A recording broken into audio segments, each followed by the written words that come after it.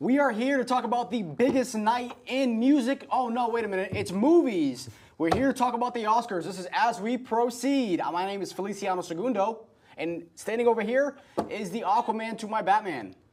That's just mean. Yes, Chris Malin is my government name, and this is the only podcast on the internet where you can get the hottest takes on Scooby-Doo 2 Monsters Unleashed. Woo, exactly. And joining us today is a very special guest. We have the Men Who Sits, Dane. Thanks for having me, guys. It's gonna have a good time watching some of this stuff here. Now, actually, Dane, you were the one that initially brought this idea to us, right? Is that correct? Yeah, because a year ago, when I met Feliciano, we talked about doing a collab about the movies, because over on my channel we handle things like anime and movies and all that kind of stuff and movie reviews and things like that. And I think what ended up happening is we just couldn't get together to do that episode. Right. Yeah, there's some scheduling issues. But I mean, we're here now. I mean, initially our idea was to have everyone from your show come and join us, but we all know we all have schedules. Yeah, I have a postman on my crew and and a guy that works like 9 to 5. That's funny. We have a mail carrier over here, so. That would also be a postman, but I deliver newspapers, not a mail carrier. They give me a quarter. Because if I was a mail carrier, I also wouldn't be here right now, as it's 3 p.m. Can we go with your shift? It's 9 a.m. I don't know what you're talking about. And this is this is great for us because we were going to do we were supposed to do an episode last week with just Feliciano and I, but we were, since there was no rap albums out, we were going to review Ariana Grande's album. So this is no rules. It's the no rules episode of As We Proceed. Absolutely. We're Shyamalan and the people. I can't even get that song out of my head. I got that 7 Rings song stuck in my head. 7 Rings? Yeah, but every time I say that, I get the Year of the Ox song stuck in my head. 7 Rings. Yeah, I mean, there's another song called 7 Rings. Future, what's up? Yeah, that's thank you. One of my favorite Future songs. I was going to say, it's my Future. That song is also... Yeah, it's a pretty good song. Anyways, we're not here to talk about music. For some reason, even when we deviate, we can never get back on topic. We do make a lot of movie jokes on this. Usually, absolutely. So it's about time. It's about time we play favor of that. Time to hitch our wagon to the Oscars. So we are here to discuss the Best Picture nominees this year. Which, I mean, there are a few. There are 8 of them. There are 8 of them, right? We each tried our best to catch up because we know that it's this Sunday. But people like me, for instance, couldn't catch up because, man, a lot of those movies were boring to sit through. I'll just go ahead and let you know right off the top.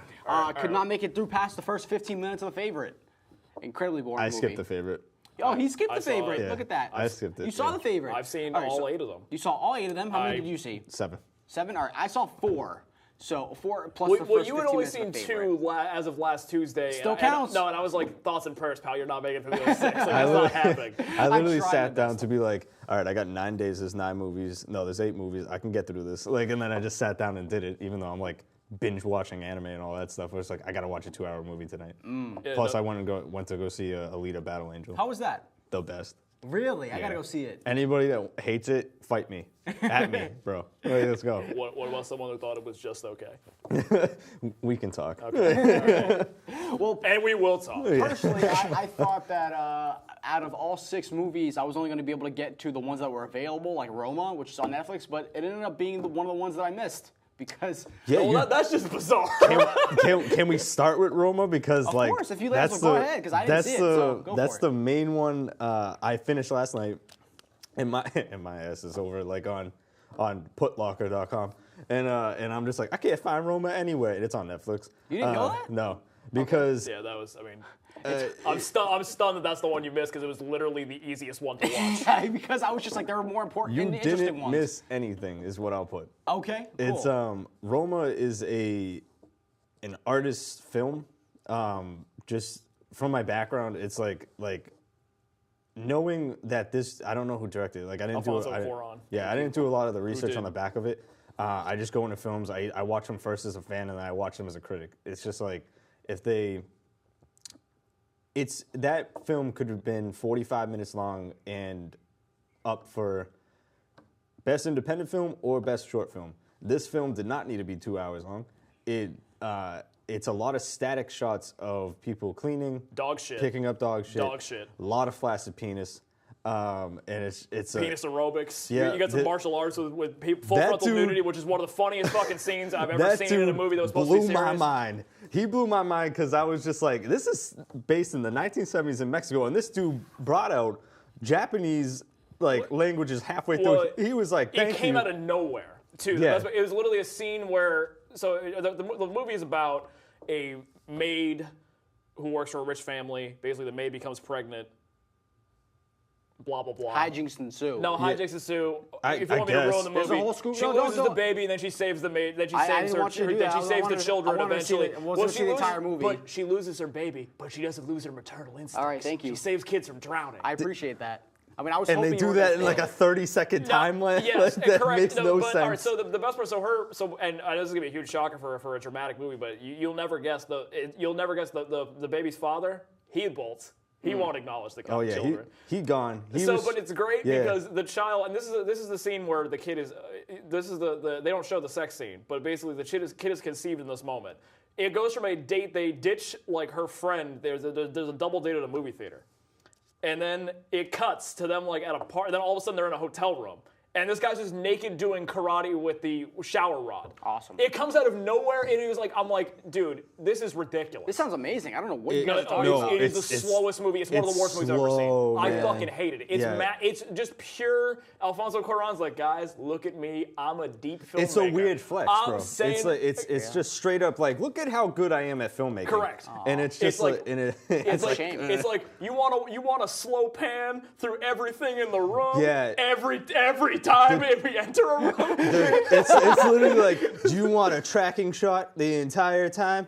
And you know what's gonna happen at the end? We're gonna go back. And then It's it's just just and that's dead it. Just in case you missed it. There's Yeah. so many scenes where I'm like, dude, this literally is adding nothing to the story. There's a scene in the middle of the movie where they go visit like one of their like American relatives, and they're like, Oh, and the yeah, house yeah. burns down. Yeah. And there's no, sorry, not the house is burned. The woods are on fire, like in the city, and Because it's the approaching kids the are house. throwing goddamn firecrackers. Yes. I'm sorry if I can't like swear. And they or just anything. cut. Oh no, come on. That's, You're at the wrong yeah, show. I wouldn't agree to a podcast where I You couldn't think we fucking keep- swear. yeah. No, same thing.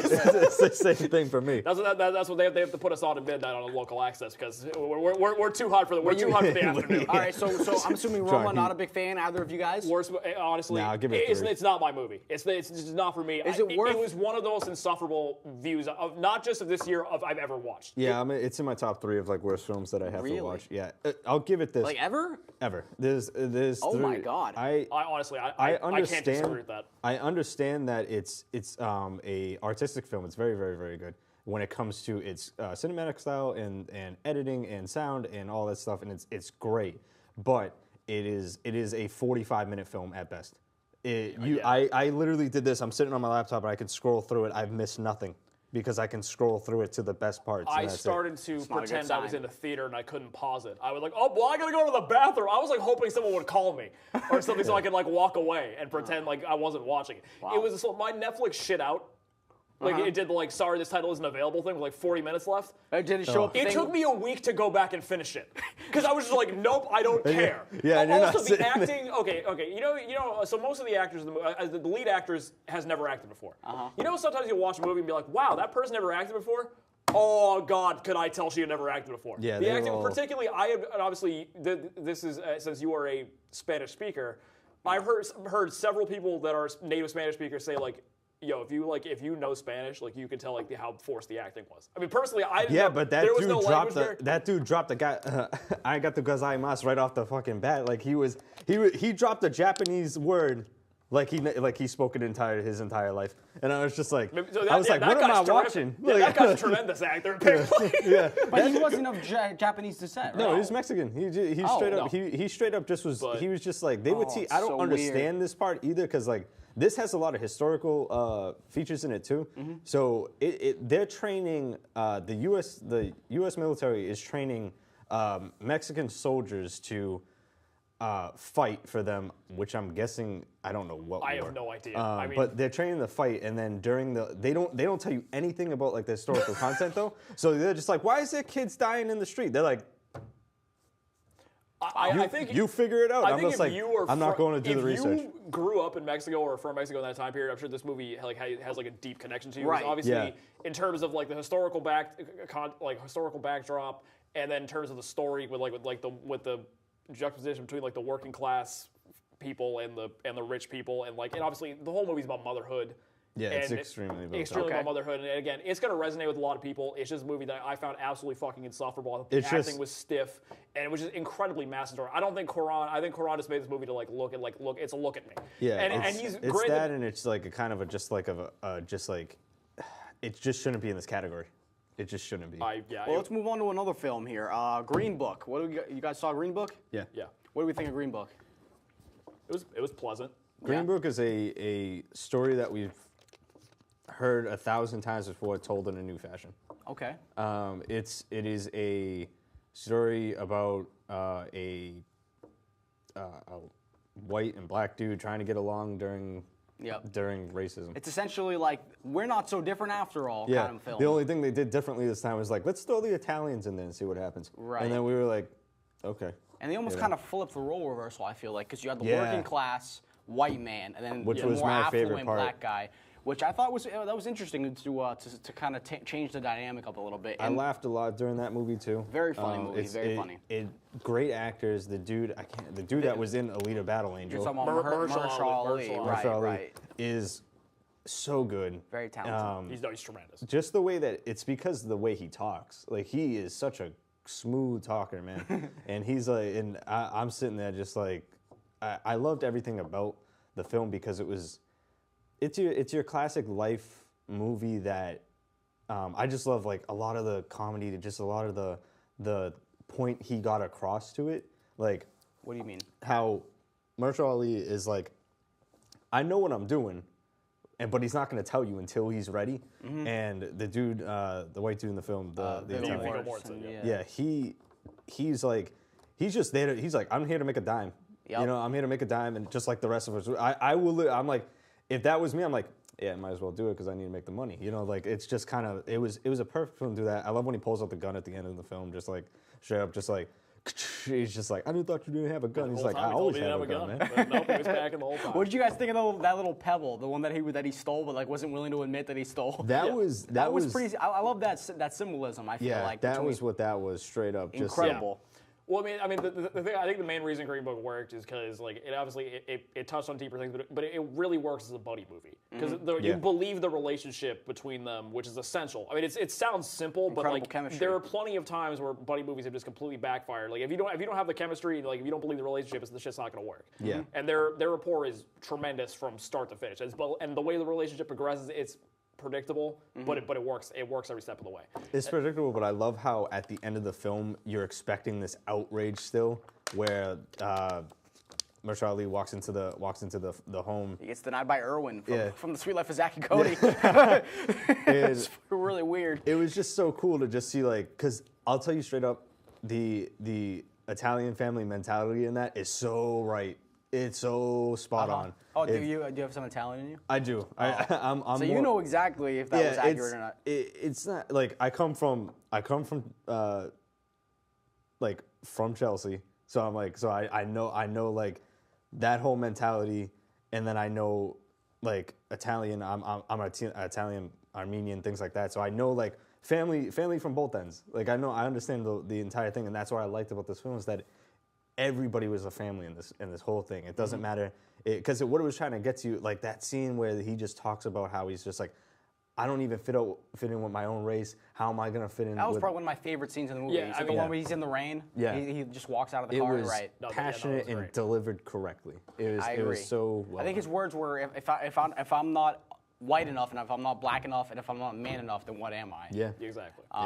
Which really sent us on. And also, I think the main reason, I think it was nice to see like a movie that dealt with race that didn't brush over, like it didn't pretend to solve like the greater societal issues. It was a more intimate story about how these two guys got over their own prejudices by spending time with each other. I did feel like there was a bit of white savior thrown in there a little bit. Sure, but towards the climax, that was probably one of my only complaints. Is it felt like Viggo Mortensen. I mean, not to say that they were trying to solve everything, but it did kind of feel like Viggo. Am I saying that? Viggo Mortensen? Yeah, Viggo Mortensen. It felt like he was like the movie was trying to present him as like the solution to the issues. Because if you think about it, even throughout the movie, he's the entire reason why everyone is listening to what he has to say. I mean, even during the climax where it's like he walks into this restaurant, he's saying, "Yeah, if you're not going to accept me, then I'm not going to play here."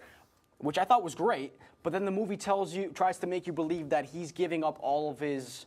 He's deciding to make a choice based on what Vigo has to say. What's his character's movie? I forget what his character's name is. It's Don Shirley's, Mahershala Ali's character. Right. Tony Lip. Tony Lip, right? Yeah. So Tony Lip is the exact. Badass name. It's pretty great. But the movie's trying to sell you this idea that like Mahershala Ali would not play unless the guy that's driving him tells him to, which I thought was kind of weird. I get it. Yeah. I'll give you that. Yeah. Yeah. And I was like, I mean, you had something really great going there. Why didn't you just make it so that Doc is just like, yeah, I'm not gonna play if you don't serve me, But besides that, it's just one of the few complaints I had about the film. Besides I couldn't really find a complaint in the film. I love if anybody follows comedy, Sebastian Maniscalco. He's I can't even say his last name. His last name's long. So he was great.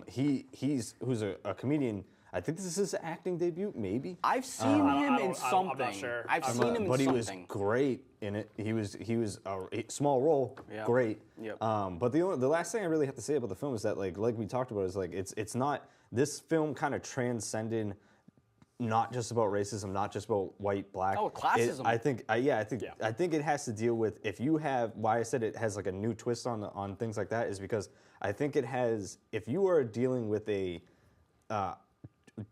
gender identity, sexual identity, right, any type of identity problem, I think this film really helps that because it's kind of like it doesn't matter. Like the guy said it himself. He's like he has no idea where he fits in. If he's not man enough, not white enough, and not black enough, what is he? I think that's something that was kind of like solved in this film. What did you think of the reveal of him being a homosexual, of him being gay? Like when he's in that shower, do you feel like they kind of just brushed over that whole part of his character? They definitely did. Because I'll tell you right now, I didn't realize that. I didn't pick up on that. Yeah. I feel like I don't know if that's to its detriment because I think they definitely didn't address it up until that further. moment. It was a very powerful scene and it was very subtle mention. Yeah. But I think. Yeah, very little too. I think it just they could have developed it further, but I think it was also just like supposed to illustrate like basically that made him feel further alienated from the film. Absolutely. Yeah, it was right. Because like not only was he a black man trying to fit into society, right, he's also a gay black man. So that's just they absolutely could have. So I think the only issue with the entire movie is I think there's certain I think the script could have been more developed and developed certain things further, but that's about it. Although it's a very warm, it's very pleasant, very entertaining movie. I think it's set up to be easily digestible for all audiences. For sure. Which might not work for a lot of people, but I think that's really the only way you could tell the story. I think that's which is probably why it will not win Best Picture. You don't think so? No. I think it has a pretty good chance of winning. I think it has the best chance outside of Roma. I think Roma is obviously the front runner because it's won most of the major awards. But I think if the Academy says we don't want to give the award to a Netflix movie, I think they're going to go to Green Book. Okay. And also if they're playing up the angle, like the popular angle, like we need to get like Green Book. I'll take it, from an audience perception, it might have been the best received movie of all the movies nominated. As the Grammys, as the Oscars. Right now, what I think the Oscars are trying to do, I think they are what we like to call an anime fan service. I think they're pandering. They're pandering. Yes, they're exactly. I think they're going to pander. I think they're going to pander hard this year because of what has happened through the course of the couple of years. Whether it be, and I'm not saying, don't take my words out of context. I'm not saying these films are undeserving, but I think they're going to try and give awards to women and to black people because people of color and things like that, because I think they have shunned them for so long, because movies like last year and movies the year before that, great movies, films that I've enjoyed that I still talk about, and they just get shunned over because they're like, Well, not necessarily. I mean, you have examples like Moonlight. Yeah, Moonlight was one of my favorite films from, was it last year or 2016? 2016. I mean, that got a nomination and it even won Best Picture. Yeah. Right. I think that starts something. But I do see what you're saying. Yeah, they do have a long history of kind of just only highlighting a specific type of movie. I think the Academy's discrimination is against types of movies than people specifically. Yeah. Okay. So I mean, I wanted to ask you guys this as far as like every movie in this category is. What do you think your chances of Roma winning Best Picture? I know you said that it has a high chance of winning. I'd say probably 65%. Probably the biggest chance of winning that in Green Book, I think. Yeah. And maybe another film. If any movie besides those two won, I'd be surprised. It's probably in the top 5 of like it's gonna win. Strong 4. Strong me. 4 for you. Yeah. Okay. Out of 10? Out of 5? Out of the 5. Out of 5? Okay. Because I have a couple ones that we haven't gotten to yet. I think have a better chance. Okay. Like what? If we want to go to Bohemian Rhapsody, Yeah. I'll talk there. Yeah. Okay. Bohemian Rhapsody does a great job of finally depicting Freddie Mercury as a person. I am not the huge Queen fan. I like Queen. I know a lot of Queen hits. But I think with this film, yes, was the overbite too much? Yes, it was.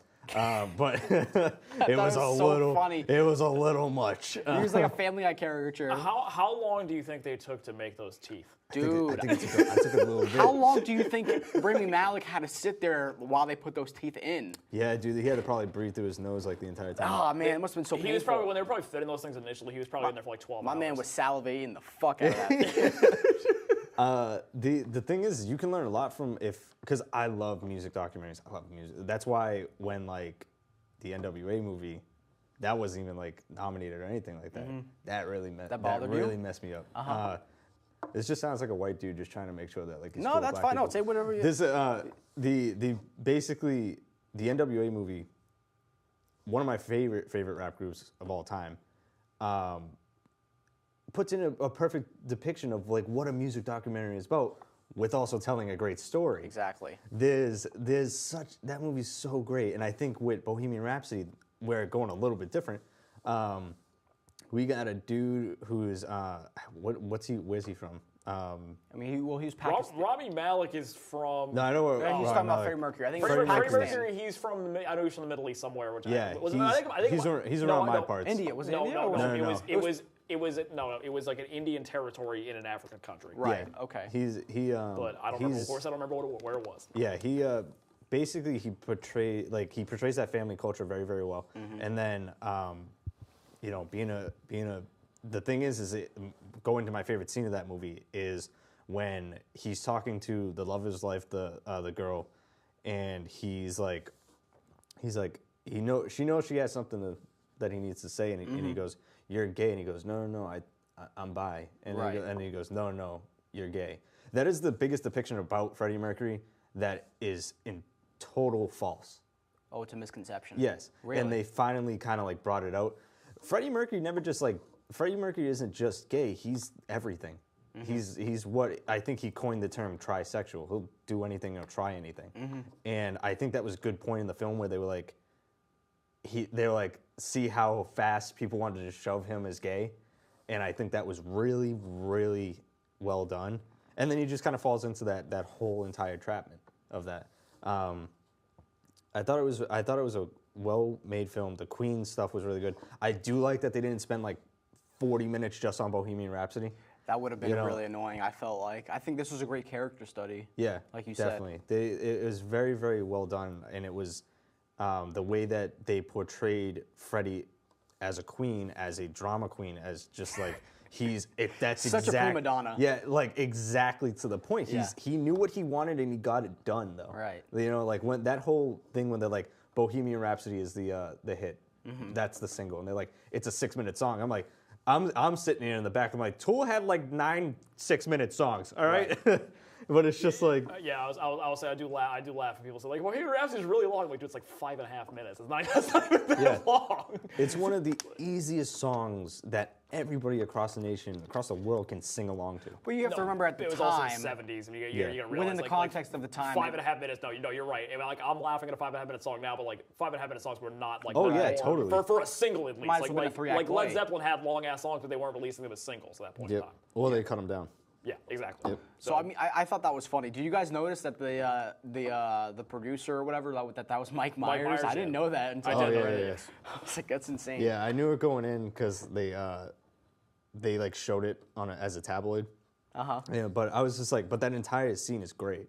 Like he's I think that was one he's of the Mike best scenes Myers. of the entire movie. Right. That was good. I like how they had the Queen original Queen members at the end in the Live Aid performance. They were up on the rafters. Right. I thought that was cool. That was a nice little nod to history. Yeah.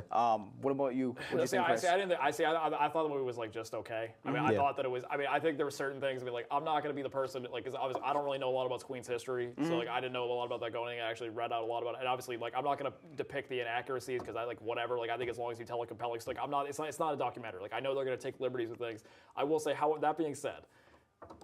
with these fucking movies, can they like stop shitting on the only member that's dead?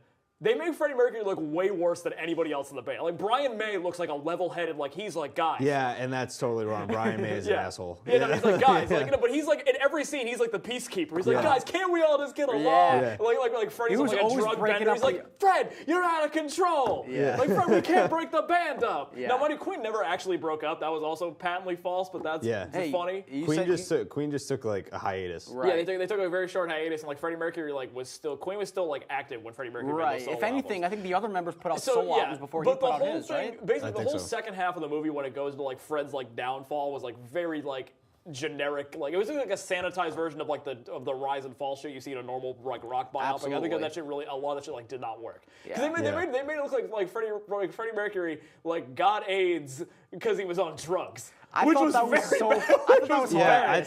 bad. I think they like really, really, really subtly wanted to be like, he got AIDS when he slept with the Puerto Rican dude, like during that part, and they just wanted to like, and it was very tense. Like you could tell during the film where you just like Freddie Mercury's looking at the Puerto Rican dudes, the Puerto Ricans looking back at him, and they're like, what just happened here? And then that was it, and you were just like, oh, and that's when he got AIDS. Like I think it starts and ends on like very good. I think like the Live Aid scene is incredibly well done from a technical standpoint. I like that was like dazzling. CGI cinematography, fucking as dazzling. Like I've never seen a concert like a live music scene portrayed Some amazing like that. shots, man. Absolutely, it was incredible. Like it truly felt like that first zoom when it goes from like that wide shot of the crowd, then it zooms in on Freddie at the piano. I thought that was incredible. No, and it was like truly like an immersive, like it captured the atmosphere of like a huge venue in a concert like that. Probably my favorite part of the entire film. I would agree. I would agree. And like there and like in the early like it's interesting. Like it's like a lot of the stuff like I didn't know that I didn't know that his family immigrated to England from I didn't know that. Actually, I wish they expanded upon that further because that was interesting. Yeah, and that was cool. And the whole thing with like clashing like with his family is like no, you can't go to music and all that shit. And I thought like the early stuff with Queen getting signed and all that stuff was more interesting. But then like the whole again like that shit was good. But then the middle there was like an hour stretch there. I was like, dude, come on. Was it insane how like as soon as they meet, like at the end of that show, like when Freddie comes in and like the other guy leaves the band, like the next scene they're already doing their first show. Yeah, it was a little weird. But I mean, there's certain things. I mean, you can't go through the entire fucking history in a 2-hour movie. You're not going to. That is fair. It's not gonna happen. We gotta hit the crucial It was points. kind of long enough. It was very cool at the end with him finding the dude that he was looking for, like that he just had like a conversation with at the party. He's like, I want to be your friend, Freddie. I don't know about anything else. And him, living by his dad's words, even though his dad kind of like disowned him, and then kind of coming back. That part made me cry. I cried like a baby when that happened. Like I was just like it was a great emotional scene where the dad was like, I want to say something, but I'm just proud of him. Exactly. And it was very, very well done. And at the end, he embraces him for who he is. Yeah. When he gives him that hug. There were certain things because there were certain things like certain emotional things like hit like that worked beautifully. But I mean, some other shit they just like really. I can tell you, a lot of people and a lot of critics were really, really mad about because they originally I think they killed Freddie halfway through the film, and they were just going to talk about the other stuff after. Yes, no, and that was in the Sacha Baron Cohen version, not in this one. Because they were going to kill him, and they were going to talk about like how they moved on without him. I didn't know that. Which honestly, I think part of that honestly might have been better. Yeah, part of me just picks up the DVD and watches it. But when they do the whole like downfall, like you were talking about, of that is the most boring part of the film. That is the like part where I'm just like, oh, here's Freddie with a King's hat on. He's like, come party with me, baby. And it's just like, this is Austin Powers. Yeah, no, and then like the woman, like she moves out of the house that she bought across she's the like way. right over there. That was real. That was real. It makes sense. But no, I don't know if that happened with like she left, but like he did buy her a place once they separated. And like he left all of her, which is one thing that has kind of driven me into, because I will say I want this to win Best Picture because of the chaos it would create. Yeah, I think a lot of because people like when it won the Golden Globe, like the internet exploded. Right. So as a fan of chaos, I'm rooting for it to win. What are the chances that it's going to win Best Picture? That's my 3. That's your 3. I would put it third too, but I would put it also at like put 5%. it third. I think those 3 are. It's like Roma, Green Book, Bohemian Rhapsody is the last. I think Bohemian Rhapsody has it, but I still I'm going to go 5% max. Okay, good. Let's move on to another film, Black Klansman, which is another film that I didn't get a chance to see. Did you guys see Black Klansman? Dude. Yeah. All right. I love that film. I love that film. It's the best I'll let thing you guys Spike Lee's done in a while. take it from here. It is so good. I mean, it's a really wild story, and I think for the most part, it's like Spike Lee's in his wheelhouse. I mean, the only Spike Lee as a filmmaker is just one of the best. But here's the thing: Spike Lee couldn't help himself. There's only one problem. There's only one huge issue I have with the movie is that he shoehorns the shit in with like Trump and like Charlottesville out of nowhere. At the end, completely are. So the whole movie obviously is about this like rookie detective in Colorado Springs, Colorado in the 70s that says like we're gonna infiltrate the Klan. Like they're upset like we're gonna infiltrate the Klan and I'm gonna talk to him on the phone, but we'll have another officer played by Adam Driver. Like meet him face to face. Basically, it successfully works. They end up so they end up like Is it based on a true story? It is. As Spike Lee would say, it's based on some real shit. It says it right at the beginning of the film. Oh yeah. It is, and like apparently, like the first like half of the movie is actually like pretty much dead on accurate. It's just that they didn't like thwart like they added like the bomb threat. Like they did like. They were involved. I think I don't remember exactly what they did in real life, but it was a much lower stakes in terms of what they thwarted in real life. Okay. Yeah. But it's a really like entertaining movie. It's very well acted. It's just like, dude. But occasionally Spike Lee again, it's like Spike Lee's like because like they make some references when he first starts. Like when John David Washington's character wants to like infiltrate the Klan, he's like, well, like this isn't gonna last forever. This is just a fad. Mm-hmm. Yeah.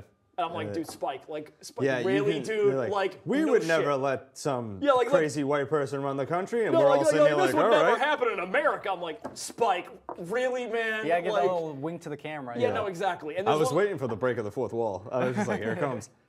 I was like, but aside from Spike saying like, guys, like this didn't go anywhere, which is like kind of like the biggest no shit Sherlock ever. I mean, Prejudice has been around forever, right? Yeah. And like that guy, like this cop, obviously is a fucking moron if he thinks it's going away. Yeah. But the movie, I think it's at its best, like when it's just like being like this offbeat like crime saga.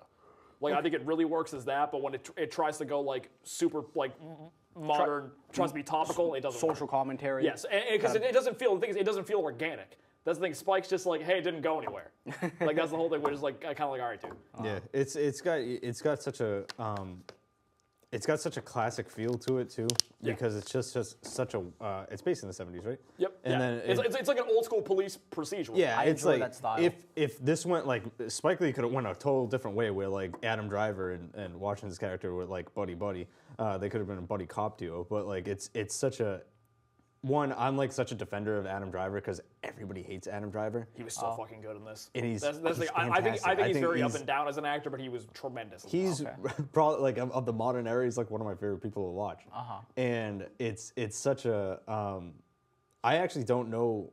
What is it, John David Washington? Yep. I don't actually know what he's acted in before. Because he hasn't been acting for that long. It's Denzel Washington's son. If you didn't know that. I didn't know that. So no wonder why. Because he played football like not he played for the Rams practice squad for a little bit, but he played overseas and whatnot. So he's only been acting for a few years now. His big acting break is on that HBO show Ballers with Dwayne Johnson. Gotcha. He's one of the main characters on that. So he just started doing movies a couple years ago. This is a perfect. This is his first leading role because he's really good at it. He's great, and Now see, here's the thing. Like when I first watched, because I didn't realize it was Denzel Washington's son until after the first season of Ballers had ended, and then I started to notice it as soon as I watched him next. Like including his laugh, and when he raises his voice, it's exactly the same as his dad. And he also has because Denzel has like that fucking like charisma. Yeah. And John David Washington has that. Like you can tell, you can absolutely tell. Yeah, because you could tell when he's walking in that film, he means business. Like it's just like he's like the coolest motherfucker on the planet. Yeah, he just really, like his fucking dad. He really is, dude. He's like the entire film. You're just like get him. Yeah, and no, you're like this guy's fucking awesome. Yeah. Like no, and that's the thing. Like you can tell because again, like you needed the charisma. Like think about it. He like this guy like the balls of this guy. Yeah. He's literally the first. Like not only is he the first black cop in college, he's a rookie cop. He's never. He's been on duty for like 3 weeks. Yeah, and he's like and he brings this like wildly ambitious project. Right.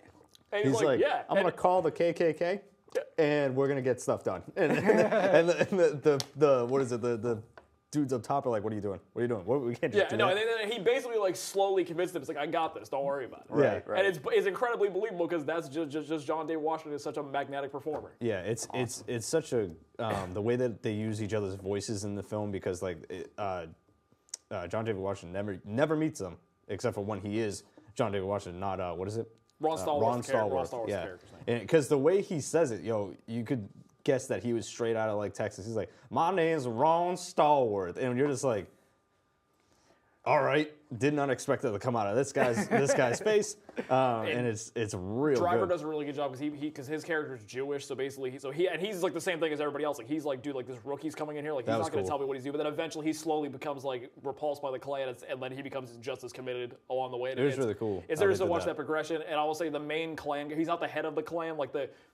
And this is also a thing I liked about it, because they could have made like everybody in the Klan like the worst person ever, but like the guy who was like the head of this was like a relatively level-headed guy. Like he was still in the Klan, but he wasn't like entirely hateable. Yeah, the dude with the glasses, right? Yeah, he was, because when you meet him, he's just like you're just like, oh, I kind of like. Aren't I supposed to hate the white guy in the KKK? And you're just meeting him, just like, maybe he just wants out, you know? Like he's like, because he seemed like because this guy seemed like seemed relatively level-headed for the organization. Yeah, he's but not. Of course, there's the one guy that's a lunatic. Right, you gotta have that. Yeah, they wanted to depict both sides of what the KKK, I guess, represents. Yeah. Like, never thought that sentence That's would come out of my incredibly mouth. risky. I mean, no, exactly. Yeah. No, it could, but I think it adds to the movie. I mean, like it really adds to the. And it was a bold decision. Good for someone like Spike Lee to try and humanize the Klan. I think that's it was very shows very how just straight prolific up of a filmmaker he really is. Yeah, very straight up knew that like it kind of showed like this is what the Klan was kind of supposed to be, and then here are the crazies, and it was just like, and that's where it went. like the one guy, the other guy basically just like viewed it as like a kind of like guys who would like get together and like they'd like protest like civil rights and whatnot, but like they weren't going to do anything violent. And of course there was the other guy who was architecting, like he was plotting to like actively harm people of color. Right. Yeah, it was crazy. That dude, I was like the guy, he's a Swedish actor named Jasper like Packanen or something like that. Okay. He was horrifying. He also did fucking horrifying. do a very, very, very good job of depicting the Black Panthers as well. He did. Oh, they're included in this film. Okay. Yeah, he did both. That's good to see. He did both sides. He did rational, and then he went extremist. Nice. And it was very interesting to see, because you're sitting there just like, because of course you got Ron Stallworth who's like talking to extremists on the Black Panther. He's like, guys, you got to relax. Like he's just like, and they like you can tell it's getting under his skin too, and he's just like, stop calling me a pig. I'm not a pig. Yeah, because they like a very anti-police message, and he's like, what's wrong with the police? Yeah, because he's sitting there, he's like, I'm doing my job. All right. You know, and then you got like when they did the whole scene with I can't remember the guy's name, but when they were talking about how it was an older gentleman that was just like talking about how they killed his friend and things like that. He's a singer. I think his name's Harry Belafonte, I think his name is. Yeah, when they did that scene, that was like very, very much true about like how rational and things were. Like that's what it should have followed. But you had the extremists around that, and they're like, no, now we got to go kill white people. Dang. And then it was just like, it was very, very it was just really like Spike killed it, and he did a great job balancing, with the exception of shoehorning in the current stuff. Like, yeah, he did a really good job of balancing the tone, because like there's a lot of like quirky, weird comedic stuff, and there's a lot of like genuinely poignant commentary. Yeah, because they could have ended the film with we got this white guy, you know, like they could have just like ended it there, but then they were like, no, let's talk about Trump for like let's end the film with talking about Trump, and it was just like. Man, because I did the same thing. I said, I thought we were going to get through this film without that. If they literally ended it with the Klan, like with the scene with the Klansmen, burning the cross on his lawn, that would have been fine. Yeah, it was literally just like, guys, like, and then it fades, and it's like, all of a sudden, it's like, here's some Charlottesville footage, here's Trump, and I'm like, yeah. Like, do you remember Spike Lee made this film? And it's just that was the part, like, no, should they not, like, we shouldn't forget about those actions, but like, of course, I'm watching a movie, man. Right. It's just like Spike, you told us like contained story, and then all of a sudden you're like, take place in the 70s, and all of a sudden you're like, and clearly he, as I said earlier, he's just trying to say like, hey, this shit's still happening today, like, just in case you guys forgot. And it's just like, dude, like, there's some of that footage in there that they actually haven't shown before too. Do you feel like that insulted your intelligence in a way? No, I just felt like it felt shoehorned in. No, I don't think it insulted my intelligence. I think it was just more of a keep.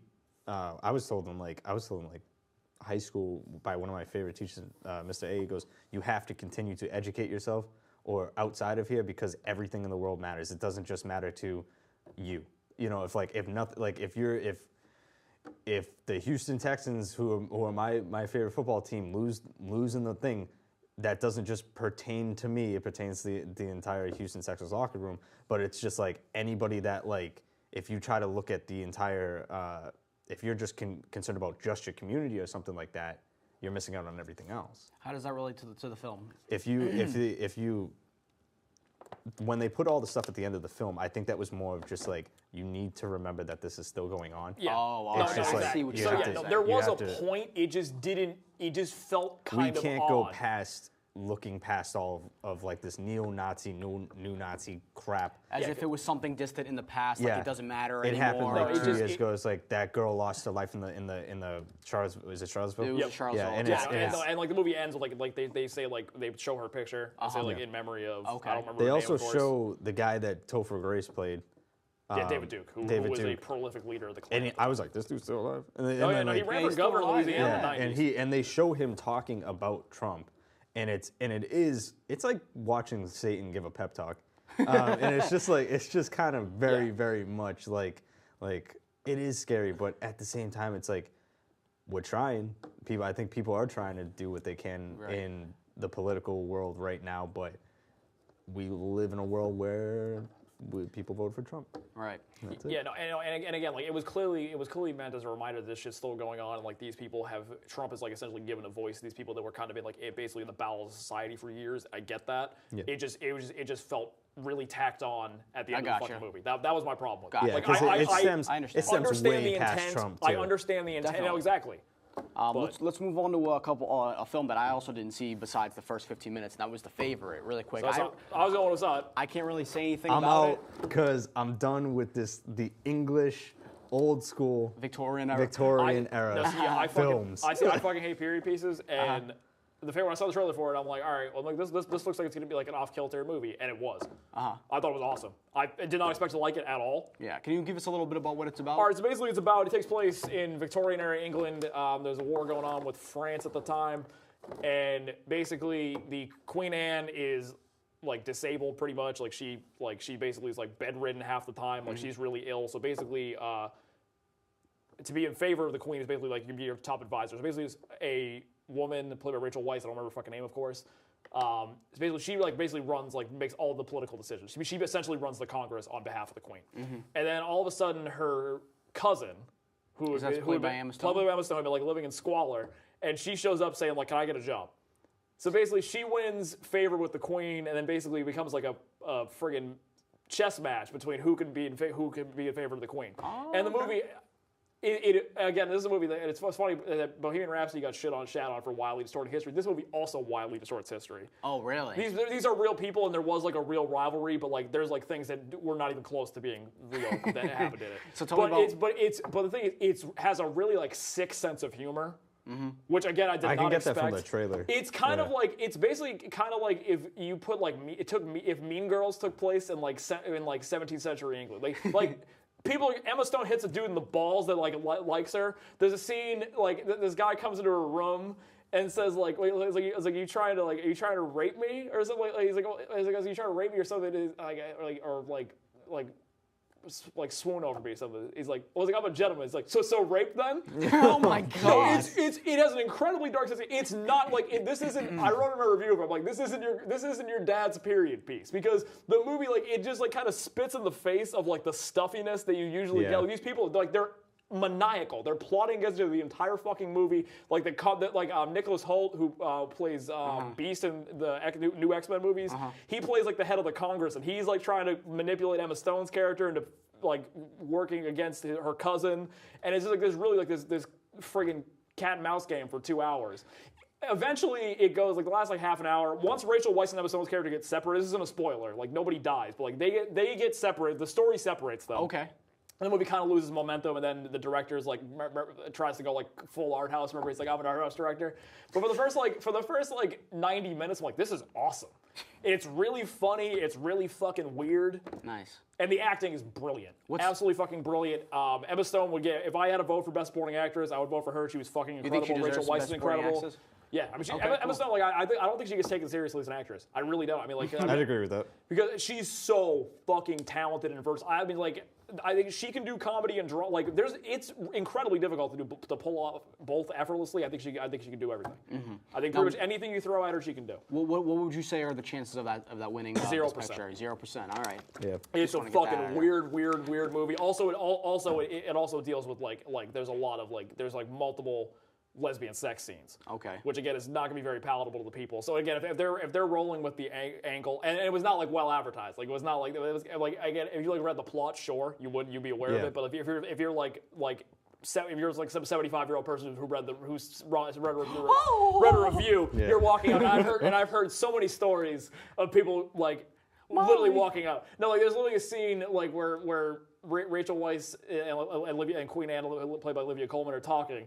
And she says something about every plus she's like, plus I like when she puts her tongue inside me. And apparently people just like walked out of the theater. I heard multiple people just being like, no, I'm done. Wow. Now, and like the Fandango ratings are like mad low. So if you go on like any website that's just like normal people ratings, like the ratings, it gets gotten shit on. Like it's definitely not for everyone. So what I'm hearing is you got to be a freak to watch this film. Jesus. It's I mean you have to like, I mean for me, like I like sick, weird fucking humor. Same. I've watched about every single sick film that I can. Does this feel like anything close to it? I know I might be completely off with this similarity, but the first thing I think of is Drunk History on Comedy Central. Anything like that? Because I mean, it's still like no, because like it's not like I mean the humor. It's not, I mean it's dark, but I wouldn't say it's like stupid. It's not like it's not like absurdist humor. It's kind of. I shudder to call it sophisticated because it really isn't. Okay. But it's more sophisticated than say like Anchorman or something. Gotcha. All right, just making sure. Yeah, it's been too many years where I watched The Phantom Thread. That's like 2 hours. Yeah, I'm never no, I didn't see that. No, that's like I hate And- movies like that. That's like But Churchill was great. That was a great film. But like Dark Tower, yeah. You're saying Dark movies like Tower, that, they don't typically appeal to you. Oh no, Yeah. for me they don't like at all. Me Like either, I like right. Mary Queen of Scots. Probably not gonna watch that one. I remember watching the Yeah. trailer and I'm like, I love Saoirse Ronan and Margot Robbie, but I'm like, that looks like That was filmed really, here. really. They filmed that movie here in Massachusetts. Yep. Yep. They I tried to be a good for PA them. on that set. Too late. They already wrapped production. Anyway, Yeah. let's move on to another film. If you guys, I'm sure everybody here has seen, what was it? Oh, Vice. You guys saw Vice? Yep. I did. Okay. What did you think of Vice? I hate that movie. Really? Yeah. Why? Tell me a little bit with about my, it. With my full heart, I hate that movie. Okay. Is it a political thing, or is it just like a no. filmmaker thing? You just wasn't a It's fan? a filmmaker thing. All right, It is tell me a why. hardcore filmmaker thing. For those of you guys that don't know, Vice is about the rise of Vice President Dick Cheney and his rise to power, essentially. But there you go. There's your quick synopsis. Go ahead. Take it from here. Little background. I went to school for filmmaking, so like I get it. This film, you go into it like, all right, they don't. In the first couple seconds of the film, you shouldn't have to defend your movie, where you go, we tried. You should never have to put "we tried" at the beginning of your film. I thought that was hilarious, personally. I did too. I thought that was funny. The thing is like I went into it, I don't read any reviews, and I try not to watch as many trailers as they put out. Did not know that this was kind of trying to be satire. You didn't get that? Really? No, you thought it was supposed to be an accurate I depiction? got it when I watched it. Okay. So when you get thrown off by like, oh, this is trying to be funny. You didn't know that? Yeah. Okay. And I'm tired of Christian Bale. I get it. That's cool, man. You're a method actor and you want to hurt your body in more ways than one, but like that's cool. Dude, that dude's gonna be dead by the time he's 60. I thought. he's I'm gonna- sorry, I'll let you finish what you were going to say. No, the only thing I gotta say about the film is that like there are good parts in it, and then there are just like it was just kind of where I'm just sitting there going, what the fuck is this? And it's just kind of just like Dick Cheney is not he's not a talker. That's completely correct. But it's to make a movie on a guy who's basically the devil incarnate in some ways or not. Wow. Strong take there. All Yeah, right. he's Not because really. he's kind of just. I just hate how they portrayed that like Dick Cheney was going to be the next president. It's like, no, he wasn't. Like, in no way in the future of this world was Dick Cheney ever going to become president. Not even in the early 2000s when he was with Bush did anyone ever say, "Oh, this No. guy has a chance." They were don't like, think- no, but that he guy was right there. but You he see was- that but I fat think guy he that was had like 3 heart plotting. attacks? I don't think it tried to say like, no, that was like his goal. I Right. don't think they weren't like saying like this guy's got a shot. No, they were like he was he was maniacal. That's the thing is I liked about I fucking love this movie. Honestly. Okay. It just missed my time. It was my 11th favorite movie of last year. Okay.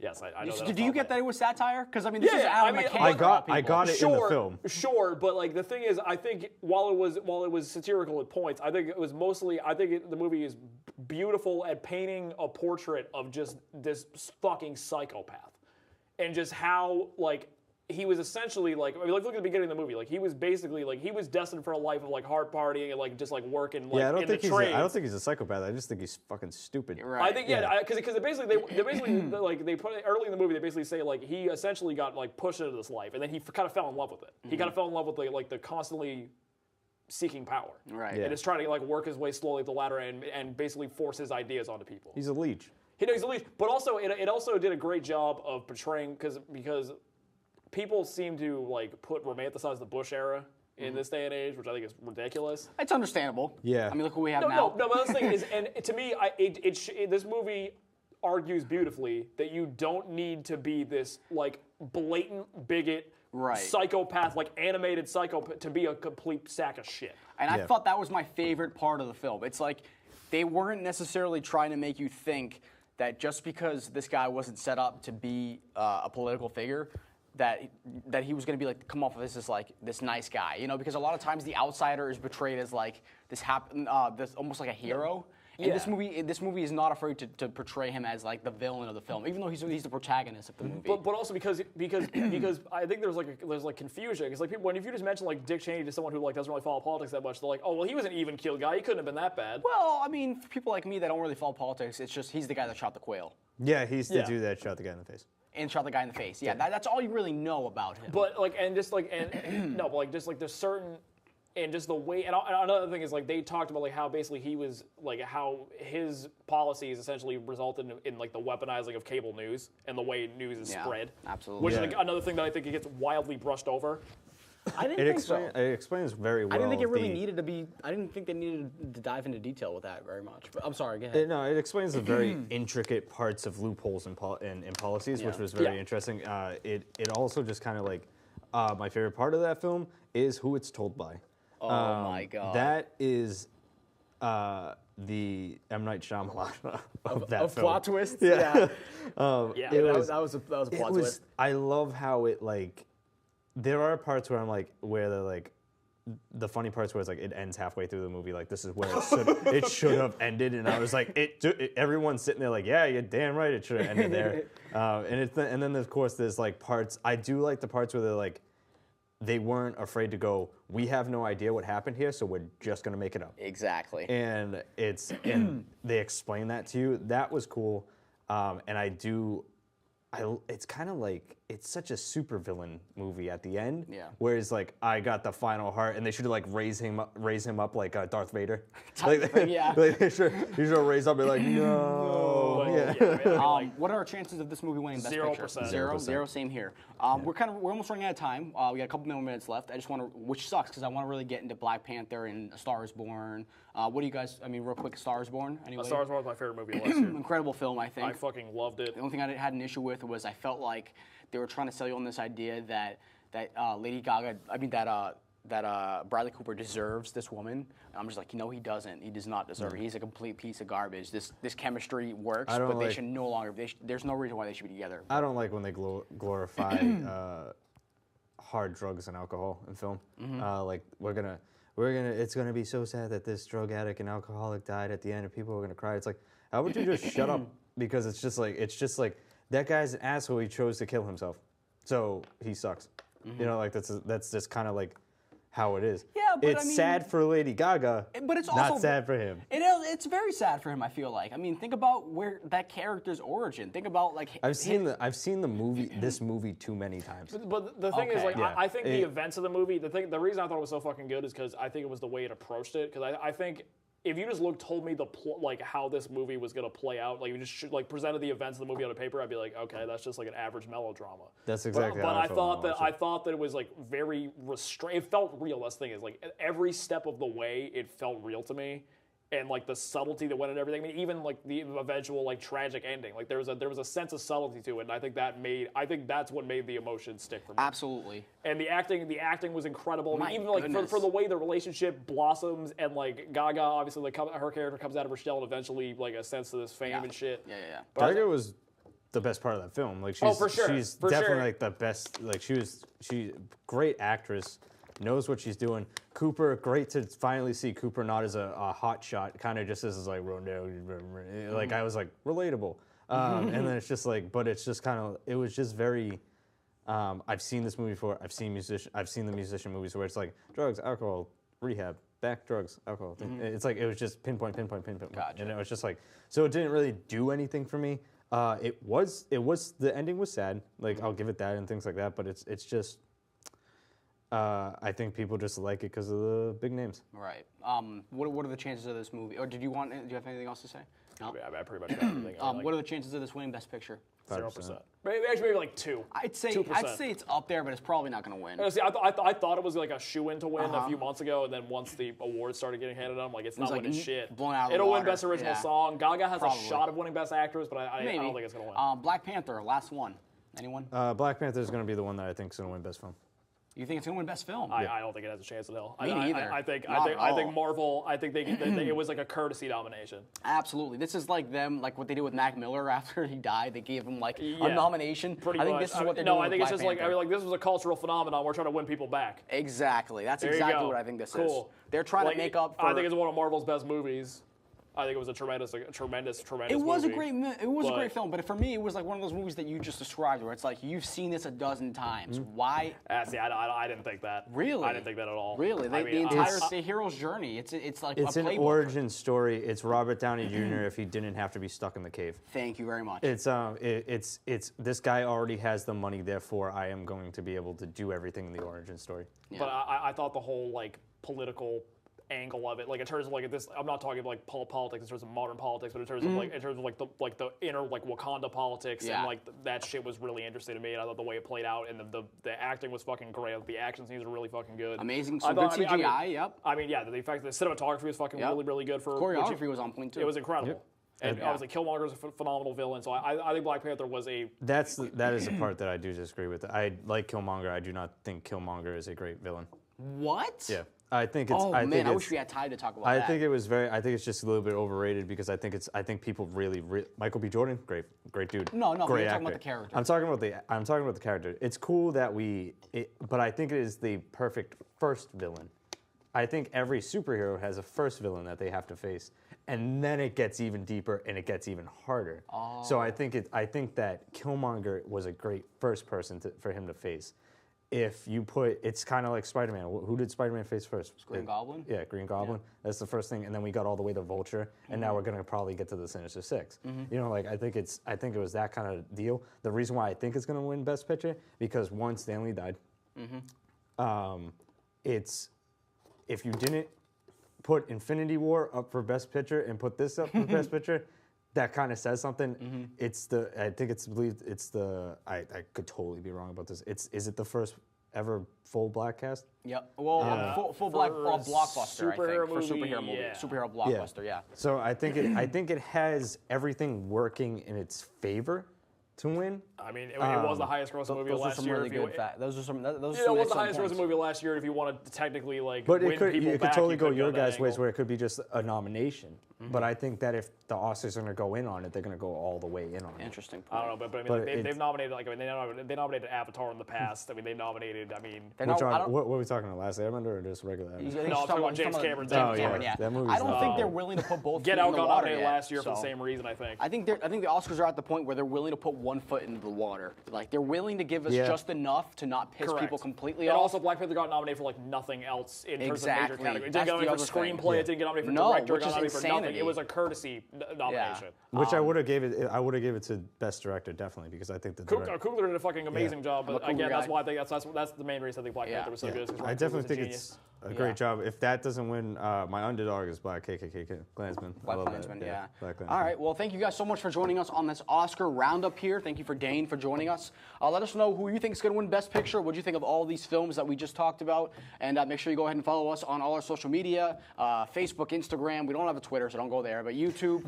And we'll be back with a brand new episode next week. Yep, we're going back to Hip-hop hip-hop talk. oriented. Yeah. Peace.